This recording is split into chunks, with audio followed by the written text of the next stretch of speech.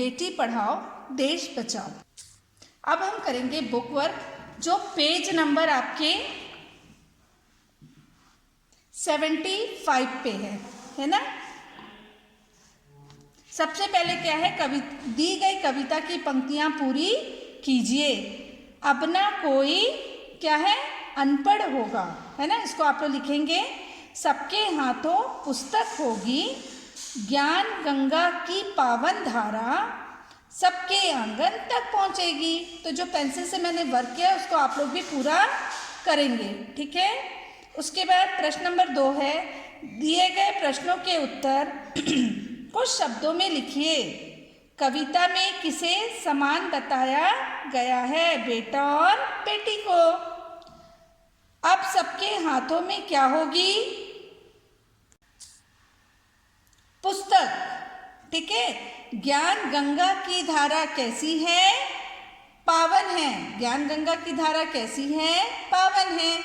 सारे जग ने किसकी ताकत को पहचाना, किसकी ताकत को पहचाना है भाई, सारे जग ने पुस्तक और कलम की ताकत को पहचाना है, ठीक है। पेज नंबर 76 देखेंगे, भाषा की दुनिया, है ना। सुरभि विद्यालय में पढ़ती है, सुरभि विद्यार्थी है, सुरभि विद्यालय में पढ़ती मतलब वो विद्यार्थी है ना।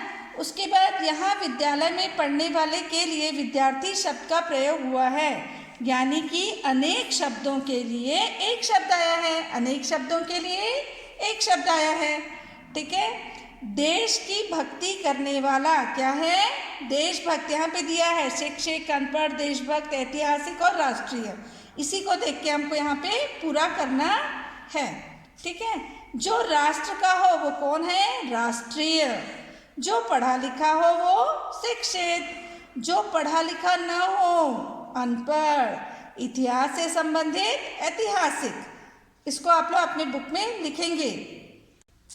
चलिए, जो शब्द संस्कृत भाषा से हिंदी भाषा में ज्यों का त्यों प्रयोग में आता है वे तत्सम शब्द कहलाते हैं। जो संस्कृत के वर्ड है उनको हम ज्यों का त्यों वैसे ही लिखते हैं तो वो तत्सम शब्द कहलाते हैं। जैसे ग्राम, ये संस्कृत शब्द है। सत्य, संस्कृत के ऐसे शब्द जो कुछ रूप बदलकर हिंदी में प्रयोग किए जाते हैं वे तद्भव शब्द कहलाते हैं। जैसे ग्राम को गांव और सत्य को सच।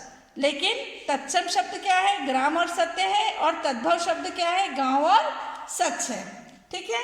कोष्टक में दिए गए तत्सम शब्दों के तद्भव रूप से खाली जगह भरिए।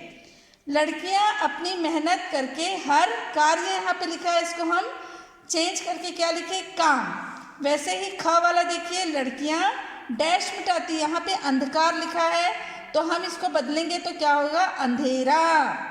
बेटी की लक्ष्मी होती है, गृह लिखा है, इसको हम घर लिखे हैं। वे अपने डैश से सारे काम कर लेती है, हस्तों लिखा है, हाथों। वह डैश में दीप जलाती है, रात्रि लिखा है यहाँ पे, रात, है ना। तो हमने तत्सम शब्दों को बदलकर तद्भव रूप में खाली स्थान पे लिखा है।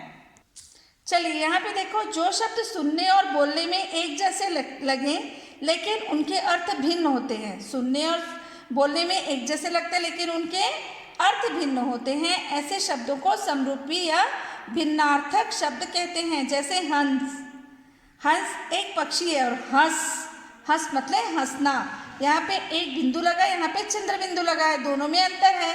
तो आप समरूपी भिन्नार्थक शब्दों का उनके उचित अर्थ से मिलान करेंगे, ठीक है। धरा मतलब धरती, धारा मतलब प्रवाह, पवन मतलब हवा, पावन मतलब पवित्र। जग मतलब दुनिया, जाग मतलब जागना। और मतलब तरफ, और मतलब तथा। इसको आप लोग एक बार दो बार और अच्छे से रीड करेंगे तो आप लोग समझ जाएंगे। ये अपना बुक वर्क है, कंप्लीट हो गया, ओके।